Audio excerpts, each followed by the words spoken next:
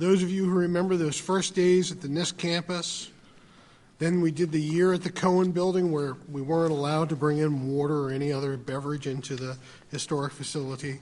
We'd like to thank you for sticking with us. And for those of you who are joining us on the web, we thank you for participating. This morning, we kind of did a reverse security test, and we looked through all the webcams of the over 400 folks who were subscribing, and it was fun. So, but we do want to apologize for those of you who were inconvenienced by the problems that we were having with our internet this morning. We think we've resolved them. We've tested them as best we can from our location, and we think that the pipe will work much better this afternoon. Please tweet us at hashtag HIPAA security. That's HIPAA security. Should you have any connectivity issues. Also like to thank our speakers from this morning for the great presentations. We've gotten some great feedback, and we do appreciate everyone's participation. And also want to say that this afternoon, we do plan a full day. And to me, the most exciting presentation will be the last one, in which my colleague Rachel Seeger and Laura Rosas from the Office of the National Coordinator will be debuting some new educational tools that can be used today that we are debuting through some partnerships with organizations like Medscape, WebMD, and through the Health IT website. So please, stay with us till 5 o'clock. We're going to make it worth your while. So, without further ado, I'd like to welcome my co-panelists, Jim Koenig and Ted LeSueur. I'd like to thank them for volunteering. Well, they don't look to be in too much pain, so we'll call it volunteering. And we're going to talk about cloud computing and how you control accessibility and data downstream. So, by way of introduction, Jim Koenig is the privacy practice co-leader at PricewaterhouseCoopers, and he joined PwC in 2003 as leader of the privacy and identity theft practice. I have to tell you that Jim's vitae is rather extensive, and well, he's just one accomplished guy.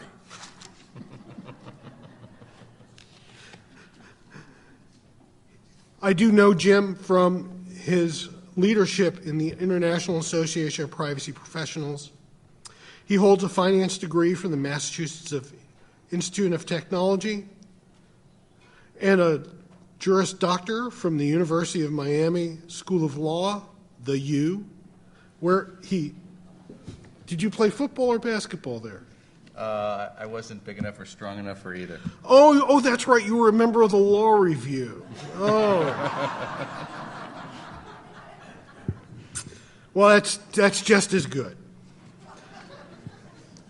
And Ted LeSueur. Wait just 1 minute. The way you kind of burned him on that. My name's Ted. Let's just move on.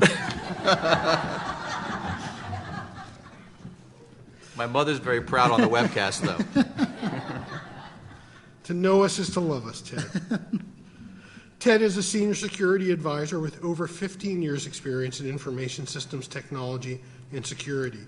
He is currently the director of McKesson Corporation's information security program. He holds a Bachelor of Science and a Master's of Science in Information Systems, and currently the Director of Information Security and Risk Management for McKesson, a Fortune 15 healthcare corporation. Ted has come to us a long way. Perhaps we could have a contest and he'd come the furthest. Ted is a veteran of the United States Army, retired with over 20 years of active federal service, and we do thank Ted for his service in the U.S. Armed Forces. So without further ado, I'd like to move into our presentation, cloud security. We thought that we would start with an overview of just a very brief overview of the HIPAA privacy and security rule requirements for business associates. We'll discuss the challenges organizations face in establishing and managing business relationships with cloud service providers, industry trends to manage risk and compliance, and particularly Ted's expertise in post-contract audit of cloud service providers. So with that, I just wanted to try to lay a little groundwork. You may have heard that HHS recently issued modifications to the HIPAA privacy and security rules that will add jurisdiction and requirements for business associates who now must comply with the security rules, technical, administrative, and physical safeguard requirements, and will be directly liable or responsible for enforcement and compliance with the security rule. In addition, a business associate, particularly in light of the privacy rule requirements, they must comply with the use and disclosure limitations that are directly expressed in the business associate contract, as well as the use and disclosure requirements in 164.502 of the privacy rule. And the business associate can be held directly liable for criminal and civil violations. And in addition, BA liability will now flow to all subcontractors. A business associate who has a subcontractor will need to have a business associate agreement, and the subcontractor will be as responsible for the requirements under the security rule and the provisions of the privacy rule, just as the primary business associate would be. So to apply the new requirements to the cloud computing environment, a cloud service provider is generally going to be a business associate if the data that they receive, create, or transmit on behalf of the covered entity in the performance of its function is if they maintain it or it's accessible. So, and that's even if the agreement with the covered entity does not contemplate that the business associate has access to the data or accesses it only on a random or incidental basis. The test that we've created is one of persistence in custody, not the degree, if any, of access. You know, over the years we had discussions of what are conduits. Conduits are those whose data is merely moved along in a sense of transmission, and the entity does not have the ability to access the data, and the data doesn't persist on its network.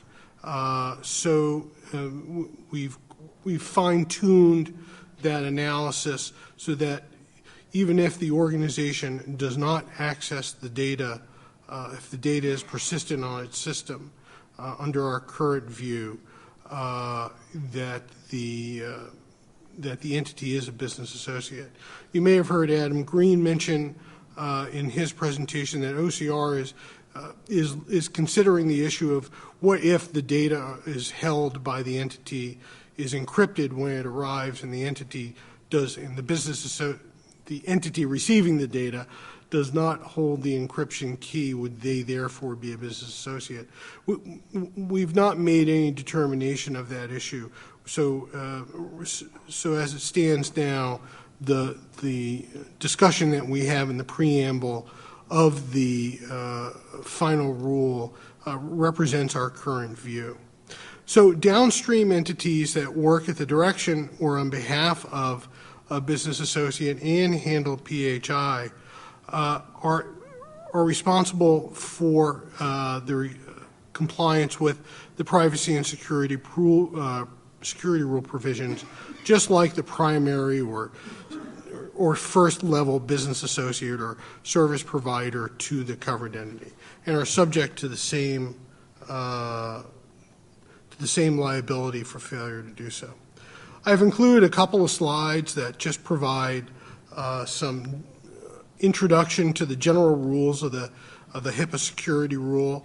They're really here just as sort of a basic primer, and I don't think that we need to go through them, other than to say that the security rule really underwent no significant changes, no actual changes in the omnibus rule. We still, the rule looks to a risk-based approach to ensure the confidentiality, integrity, and availability of ePHI. There is still a flexibility of approach, the same addressable and required implementation specifications support the many standards, and that an organization can measure their approach based on the size and complexity of the organization. So with that, I'm going to turn to Jim, who's going to introduce us to some of the issues that the green one on top there. Awesome. Well, the thing to remember with respect to cloud providers is that they are often business associates in most cases, and that the security requirements aren't new for protecting PHI, but now, because of the clarification that subcontractors and everybody downstream has to conduct the same risk assessment and subject to the same obligations around the security rule, some folks that you may not have looked at before, you just trusted them. They were the third party handling your information, and you passed on the responsibility, and maybe but not the liability, to them. But now it's clear that there's a deeper level of expectation, or that you need to make sure that you review their practices. So the couple trends around healthcare and where the cloud providers are coming up. Sure, we talked about this morning the increased data sharing and the playground for health information and the new uses for old data that's coming, whether it's electronic health records or health information exchanges, accountable care organizations. The databases are getting bigger, more people have access to them, and smaller providers and even mid-sized providers do not have the same ability or the same investment ability to build the infrastructure to support this, or at least initially don't, and very often they will outsource some of the new capabilities or some of the things that they're doing. But they're different depending on which type of player and area within healthcare that you have. Providers are implementing electronic health records, and where they don't have the money in the infrastructure or they make a different business decision, it's going to the cloud. E-prescribing, IT help self-service desks to save some money for some of the larger providers. Payers are different. They're focusing on outcomes-based research and different analytical tools and things in the cloud that they may not build themselves internally. Pharma and life sciences, they're looking to the cloud for electronic data capture, or often to consolidate systems that they had globally from acquisitions in different companies, that they had different IT, to have one infrastructure, one IT, and either they build it themselves internally and consolidate it, or they entrust it to one single third party and try and save money in the process. And HR, same thing, to save money implementing consolidated systems. If you don't build it and spend the money yourself, outside. So, and self-funded benefit companies subject to HIPAA are part of that. So PHI is going to the cloud with respect to many of the HR activities. So just a touch, everyone's got different motivations. Everyone's got different types of PHI. that may be moving to the cloud depending on the different arrangements that you may have, or even just small providers or medium-sized providers not wanting to make fully the IT infrastructure investment or the security investment, look to a third-party cloud provider to do to provide them the services on an application basis or on a platform basis to be able to help them. Now, as David pointed out, a lot of the cloud providers historically in the past said, hey, we don't have access to the data. It just passes through us. We're a conduit, and relied on the conduit exception. And so now, because of the changes, that persistency and does the data remain resident there so that something can happen to it? And there are some questions to still be defined about encryption and things that come along the way, but ultimately the increased responsibility and the increased effort of those who entrust others with PHI to be able to assess, pre-contract, and post-contract audit them, and to enhance your contractual safeguards are really becoming a trend. And it's not just HIPAA, right? Massachusetts 201 has an obligation to make sure that your data, that the vendor to whom you share the data with can adequately protect the data. And the FTC, many years ago, had a case, Cartmaster, where they went ahead and said you need to make sure that your vendor's privacy practices are in sync, not defined, with those of your own organization. So there's a couple different places that you're getting pressure on vendors to be able to look at it, and the increased business and cost and healthcare quality drivers to move data to third parties and into the cloud are really what's a lot focused in the industry. Okay, so interestingly enough, when we took a look at a number of PwC and our Health Research Institute, we went ahead and looked at a number of providers, payers, and other healthcare organizations, did a survey of almost 1,000 different groups, and asked them about incidents and breaches, and over half of them had experienced some type of issue in the last 2 years. Interestingly enough, often you'd think it's the transfer to a third party. But number one, at least among providers, was a knowledgeable insider improperly using information, followed by someone actually using information in somebody else's name, actual medical identity theft, which was a little bit of a surprise that those two topped the list. But then farther down, you see third-party transmissions equally across payer, provider, and pharma being important risks. What we found was interesting in looking at the data, not just that a lot of organizations had a lot of incidents, no surprise to anyone. And when you looked at the third parties accounted for about a third of the breaches that came through and reported through the OCR. When we took a look at the numbers and correlated the breaches with the number of people impacted, now the third parties represented approximately 55% of the people impacted by breaches. Okay, no surprise that the third parties had larger databases, and so therefore, ultimately, when you take a look at the share of the people that were impacted by breaches, that third parties were actually the ones causing the most impact. But I think, look this way, it was very interesting for us that if you looked at the data by itself on its face, the third parties were only about representing a third of the incidents. You may have placed them lower on your priority. And so given your own organization's risk, this is something to think about in terms of setting your own priorities. Now, is cloud computing just a business associate, or is it a special case? I think the way to look at it, if you are a small or medium-sized provider, and I'm going to talk about some sophisticated frameworks that some of the largest providers and healthcare organizations use to assess the cloud, but not everybody can arm up and use those standards or have the motivation or the risk to be able to use them. So there's certain key issues to focus on when looking at a cloud provider. And they're also the same questions of how is it different than just a run-of-the-mill business associate. First, where is the PHI?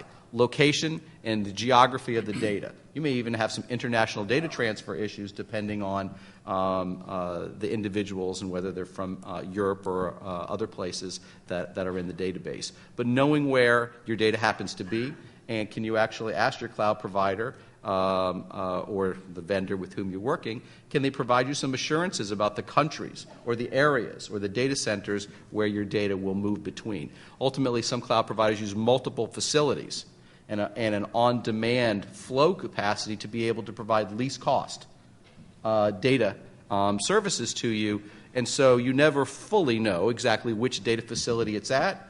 But is it a world of facilities where they have thousands of centers, or is it just a couple where they can limit your access to some places? Okay, that's an important one, but that's one that everyone talks about. How do you minimize breach risk? Make sure there's an incident response plan. How do I prevent breach notifications? Back to the issue of encryption at rest as well as in transit. I'm going to talk about standards later. Is a NIST conference, so we'll talk about some NIST standards and which ones you can use around encryption, which will help you avoid breach notifications. And how do you who can access the PHI? And that's important because the focus around access controls, right? You're moving to the cloud to be able to provide a greater capacity and greater demand. So usually there's larger databases and more people that need access. And regulating who can have access, even on the technology side, and tech support, be able to do, because often, again, that knowledgeable insider, very often it's people who have access in support capacities who's improperly viewed or use protected health information that also need to be watched. Hence the monitoring controls. Does your third party have the ability to monitor and see who accesses the information, not just for changes and deletions and additions, right, which are many of the controls which they're set up to do for SOCs. But if they're set up for healthcare, they should also have the ability to track viewing of the data, printing, and other controls which don't actually change the data, a very important thing that you have to look at. How can you prevent the domino destruction or neighbor peeping into data?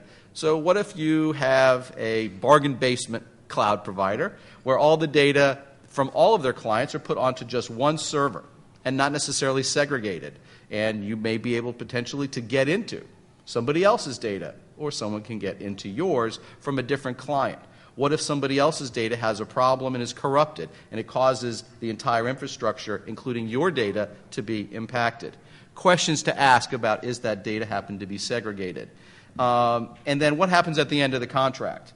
Are you sure that they got rid of the data, it's destroyed, and that it's properly cleaned and swept from their systems, because they don't own your data, but if it's resident and remains there, it can present an ongoing risk for disclosure and security and other issues. And then the threat of the knowledgeable insider. And we talked about monitoring, but do they employ employee background checks, training, physical and technical or logical access to that data to just a limited number of people?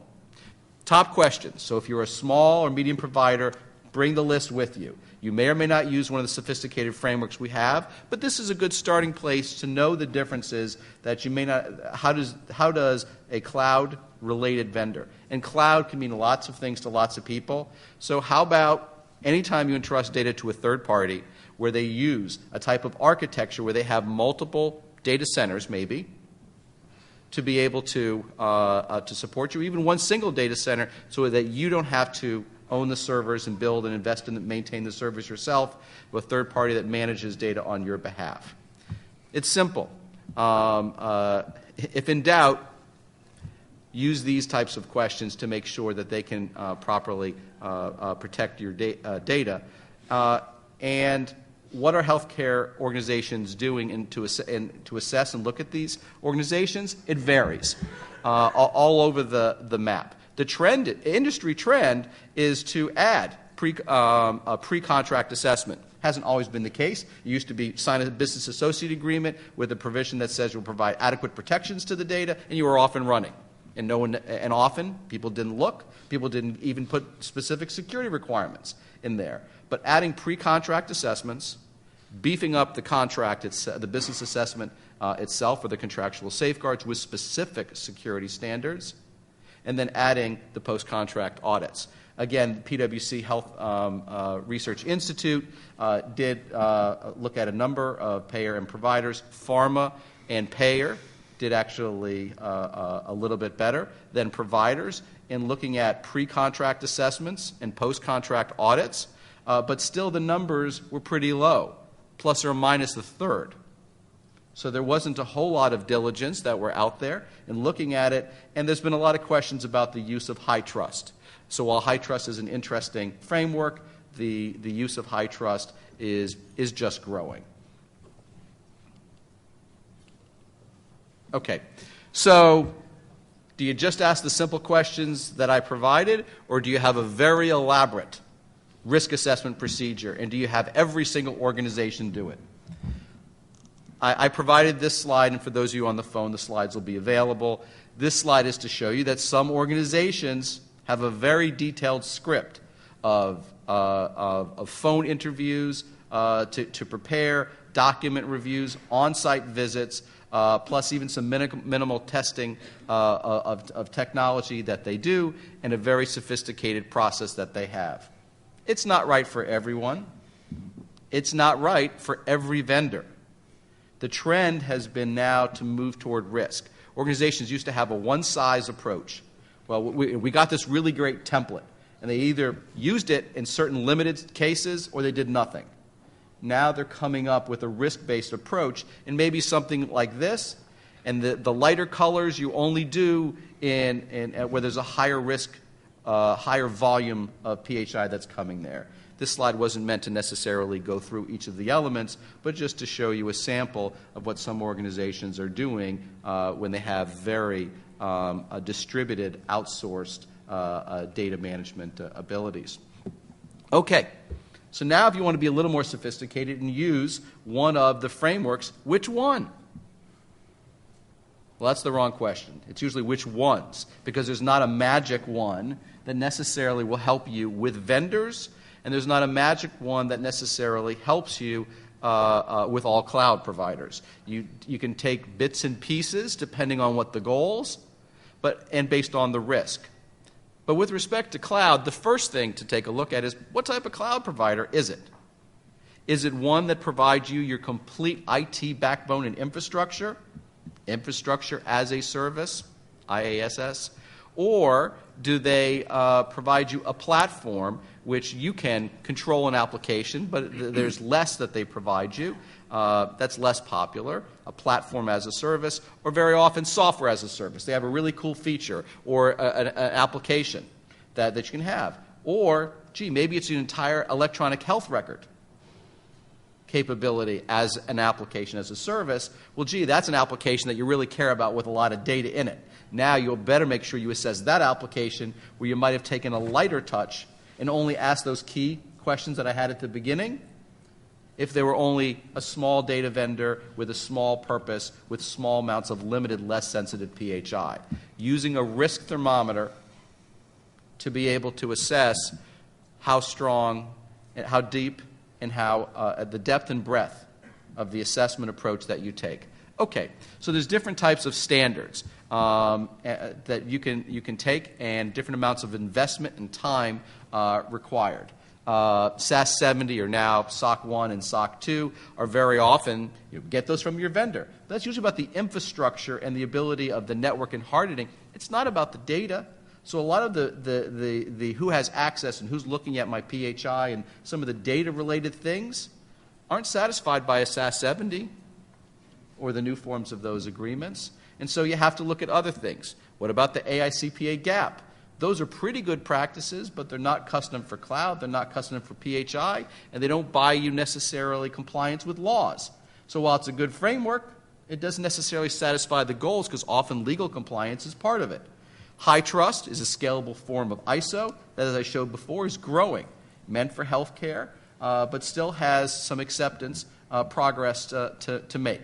Now the NIST statutes, very often, historically, not looked at that often by business. They were felt to cover government systems. So unless you touch government-related data, you didn't look at the NIST standards as frequently. Recently, people on the corporate side have realized the value and the thoughtfulness that are in many of these standards and have started using them as references, and in some cases we talk about encryption and things like that actually as applicable standards for them with respect to healthcare. So there are several different NIST standards depending on the flavor, what you'll pick up, and they even have a couple that cover cloud, HIPAA security, and 853. The most recent revision added some privacy to what historically had been a security-owned control. Get familiar with those. I like the NIST standards are good places for all-purpose testing standards if you're starting to add some maturity. You can pick and choose from what you like based on the risk presented and the type of vendor and the type of data that you have. And the encryption standards are the ones provided in the guidance that will help you avoid a breach notification if you have that encryption. So don't just ask, do you have encryption? You ask, do you have encryption that follows the guidance, which is based on the different NIST and FIPS standards. So I provide them here for your own reference to make sure that you use them. And you don't have to be a technologist. You just have to be able to talk about the different frameworks and know the purposes so that you can use some of the questions that are in there. So hopefully this slide will provide some value around that.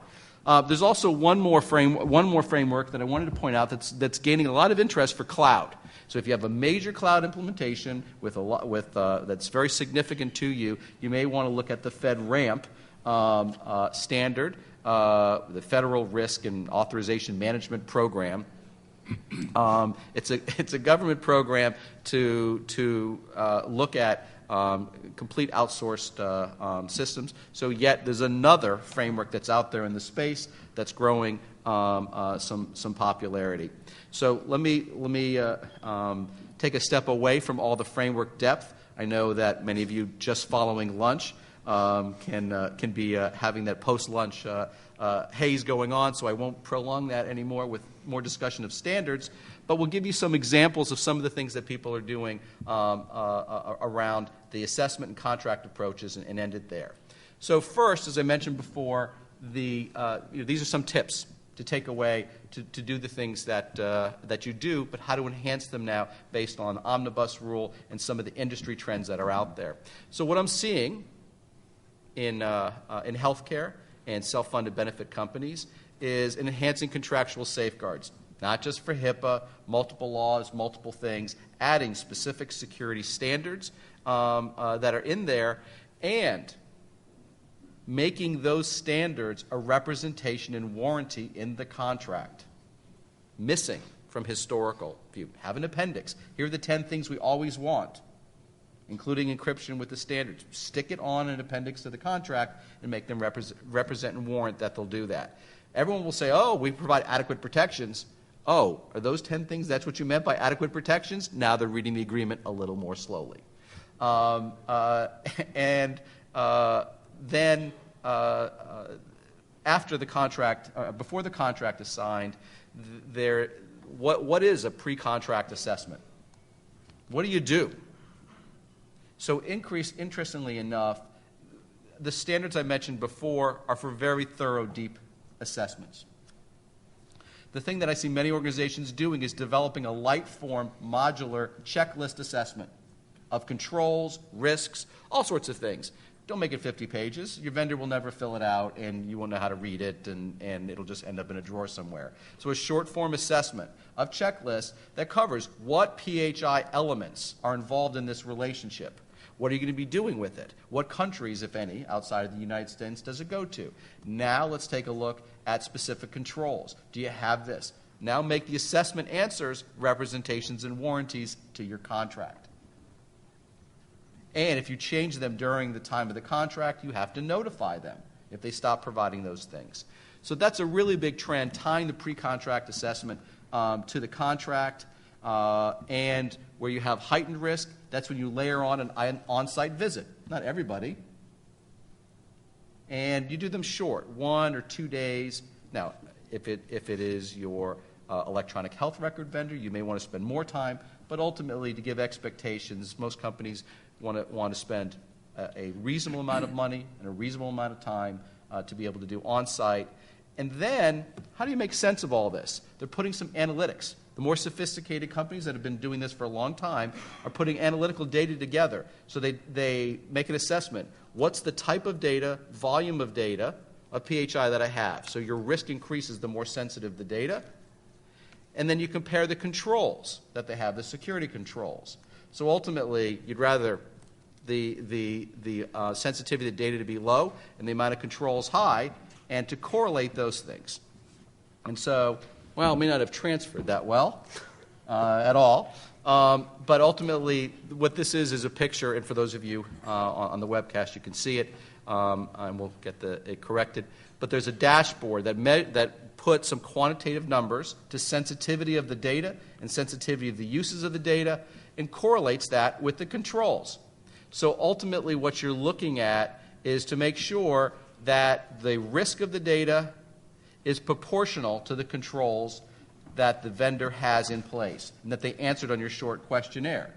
And if you do it right, the questionnaire is simple to fill out. The analytics is all behind the scene, and as long as they're equal or better, based on some behind-the-scene calculations, then procurement and everybody else has the go-ahead. They're a good vendor to talk to. So many organizations are trying to build this into the process rather than having every single vendor go through a long, elaborate process. Let me stop there. That's more than enough content about the contract and the pre-assessment process, ultimately to make it all come together and make sure they're compliant once they have your data, the criticality of the post-contract audit. Let me turn that over to Ted with the clicker to continue the conversation. Good afternoon. My name's Ted LeSueur, and I'm happy to be here in front of you today. Did you notice how many times in our discussion we use the words reasonable, appropriate, best practices, adequate?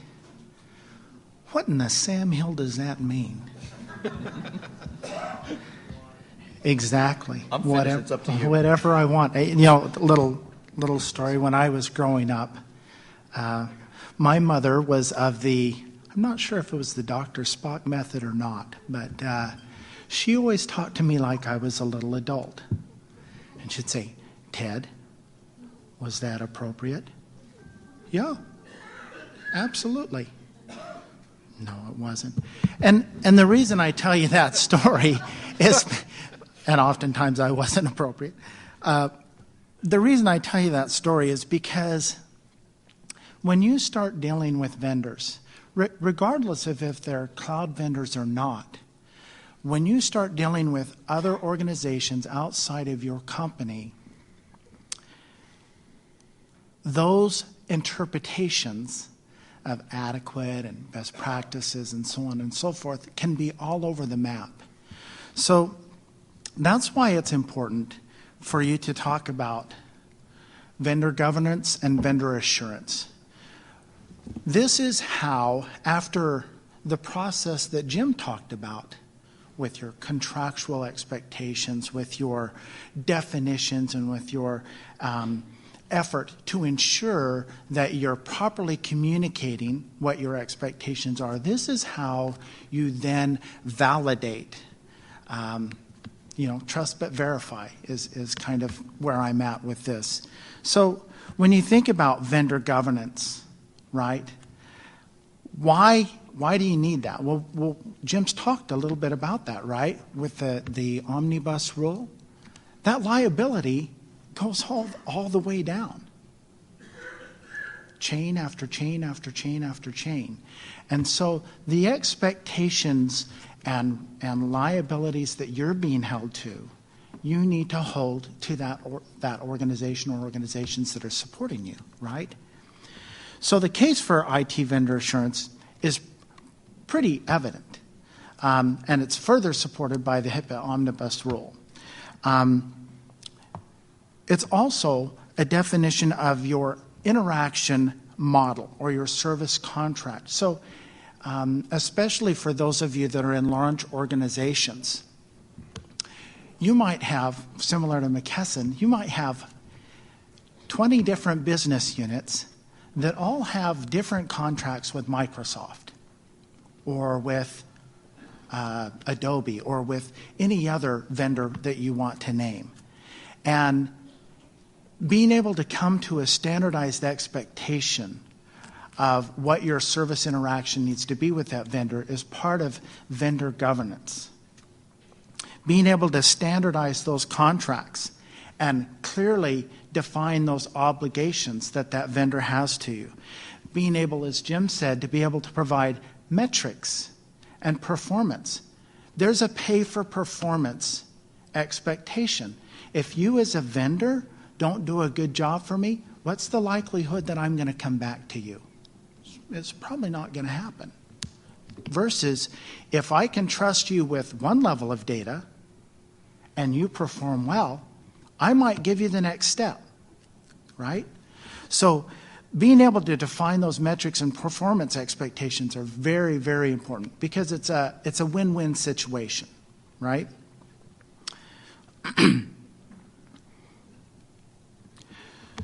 So within the vendor governance structure that we establish within the company, we in Information Security and Risk Management talked about an IT assurance process.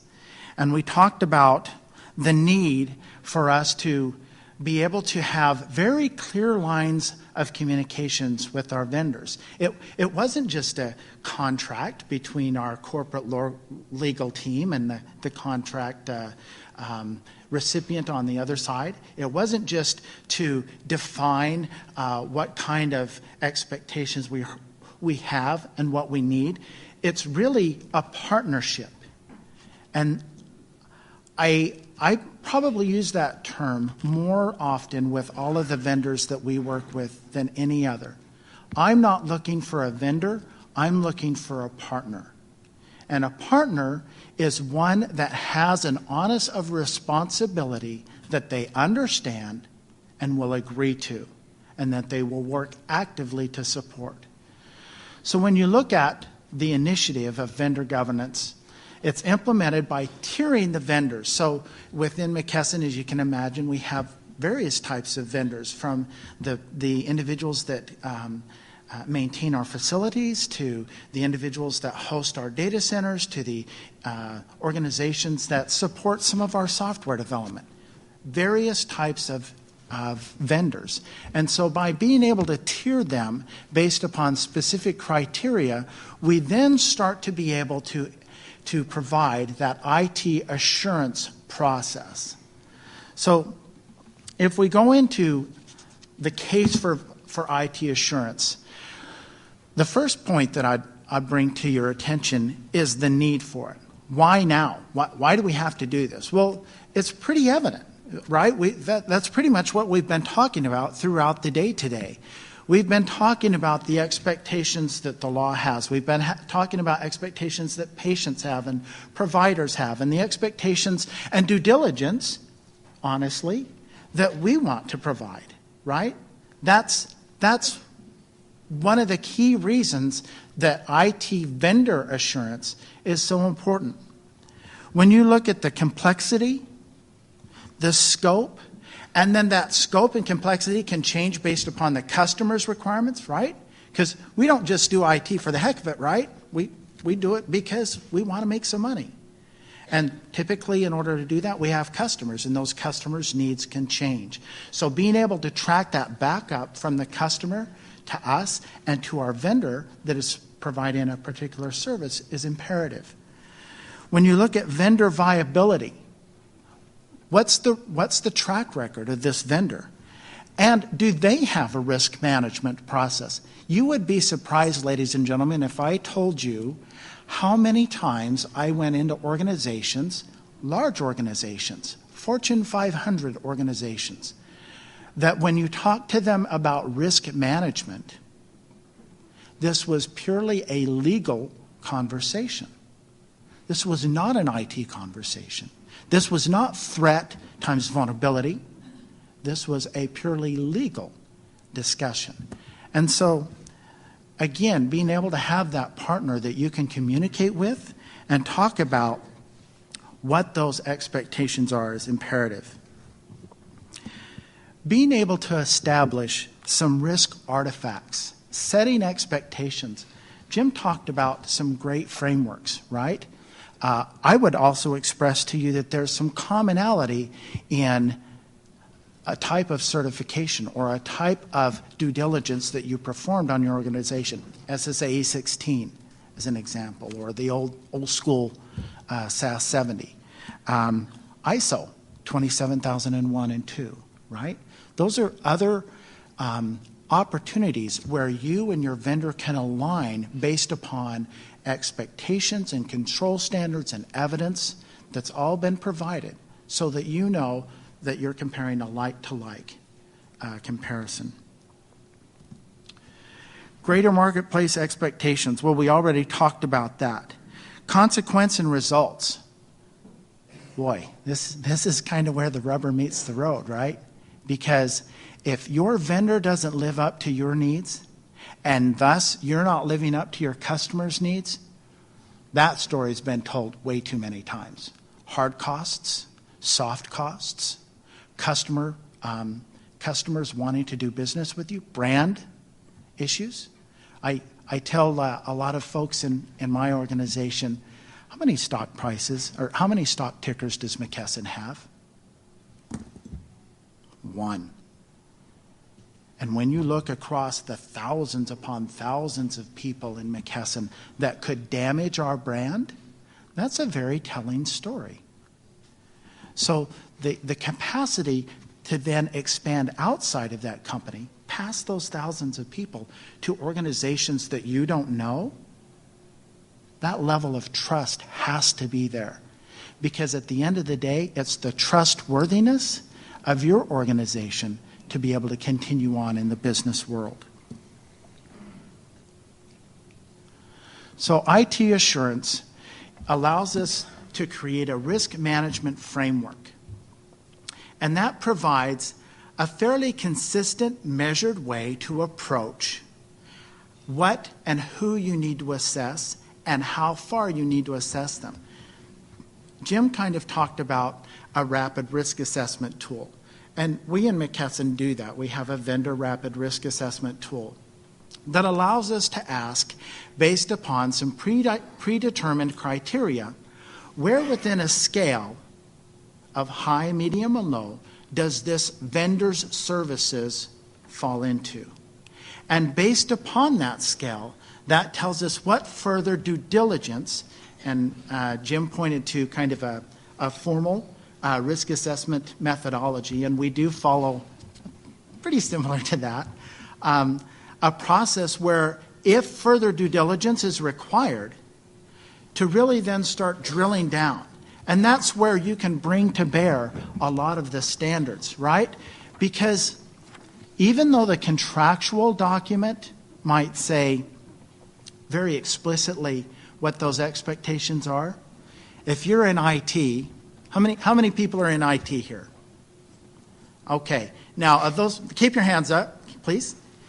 Okay, for you IT folks, how many times do you get to see the contract? Yeah.